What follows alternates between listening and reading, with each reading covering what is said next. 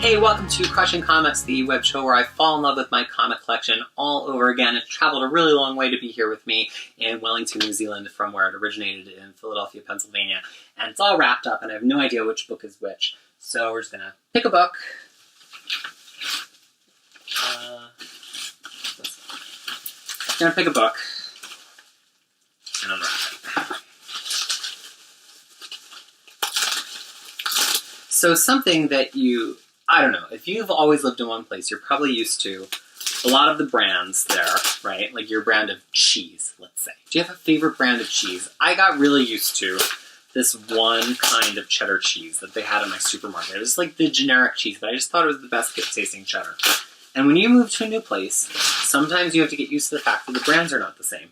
Not just the generic cheese, because clearly that's going to be different, but like, do they have Hellmann's mayonnaise where you go to pick something that I find gross and probably don't even really eat? Who knows, right? So, in moving to New Zealand, one of the biggest shocks for me has been not necessarily not finding the things that I'm used to, because I had already come to peace with the idea that I wasn't going to find like my favorite flavor of ice cream, my favorite pasta sauce. Like I already knew that that was going to be the case, but the process of finding the therapeutic replacement for that, like, it's not like I'm going to stop eating ice cream. Well, I probably should stop eating ice cream. It's not like I'm going to stop eating pasta sauce, even if I start making my own. So, like, what are those new ingredients going to be? And that's been one of the big challenges of being here, but it's been fun, because you, like, explore all of these different shops and grocery stores, and you ask people what they like, and you do research, and you find different things are sold here than different parts of the world. And that has been one of the big challenges. Of course, comic books are like a permanent. It's not like if we were somewhere that was non-English speaking and I was looking for collections, I would be like, oh wow, now I get to buy all these comics in French and try to decipher them because my French is just so-so.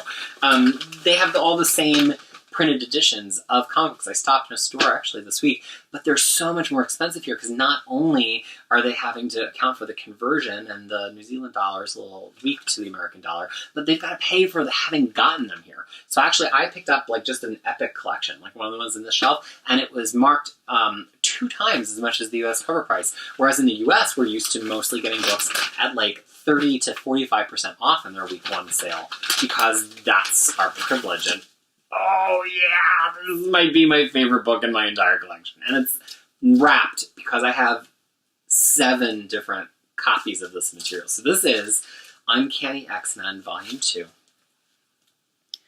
It's the one with most of the Dark Phoenix Saga, and it actually starts in the previous volume.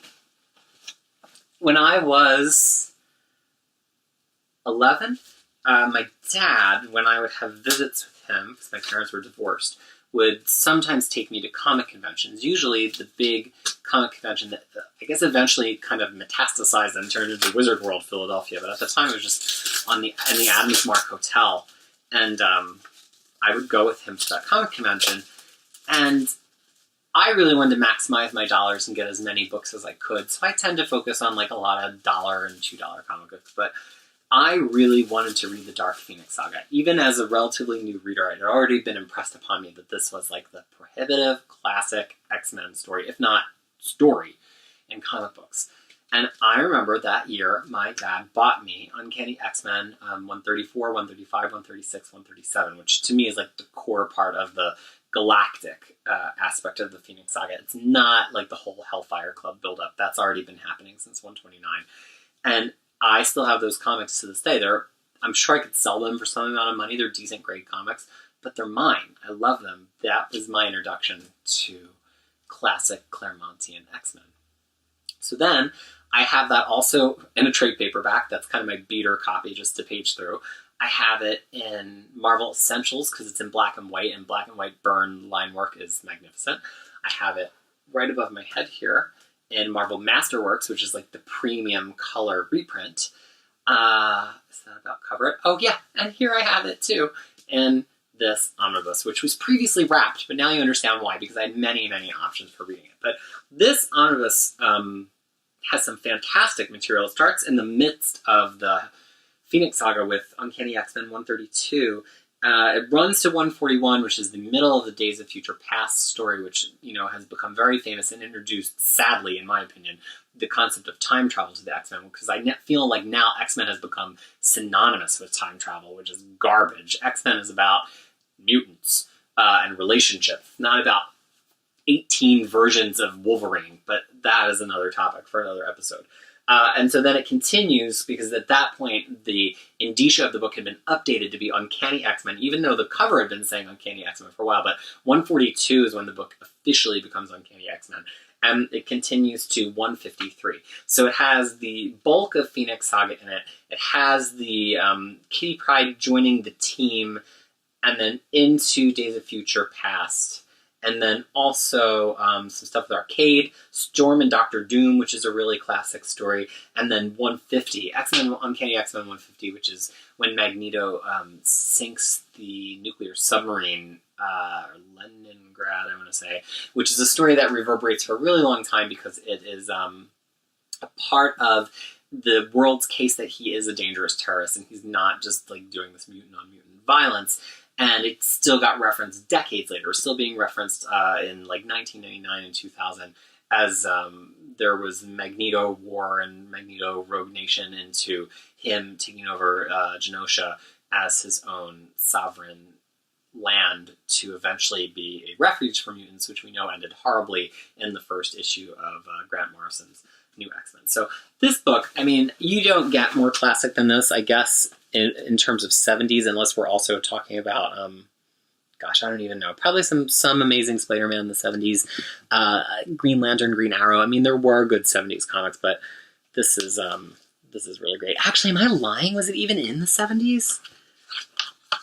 What did these comics originally come out? No, 1980. What am I saying? Because Giant Size X-Men came out, and the X-Men rebooted in 75. So this was after 5 years of build-up. So this was actually almost to the point where George Perez's Teen Titans was coming out. But just the color restoration here is so gorgeous. And as somebody who owns some of these individual issues, being able to see these beautiful unbroken blues in the back of a panel is just great. And this is my big beef with comics that get like modern recolors too, because they try to make everything supposedly look realistic. Like these blasts would be like more fiery and there wouldn't be pink, because why would there be pink? But that takes away from the color composition and the page composition of the original comic book. And so like Walt Simonson's Thor comic book, which is from deeper in the 80s than this one, was reissued in omnibus form with modern recolors, and they'd been supervised by Simonson. And I bought it, and I paged through it, and I'm like, I do not like this at all. It totally saps the power from it. It's fun to see covers updated with modern colors because they're static, and they're not telling a story, and it's fun to see them really pop off the page.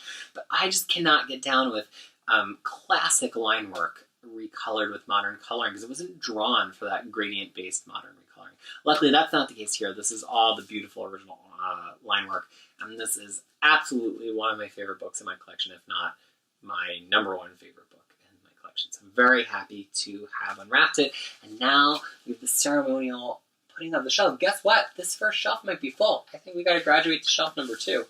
So here's volume 3, and here's volume 2. Thank you so much for watching another episode of Crushing Comics. My journey to rediscover my love, which I'd never really lost.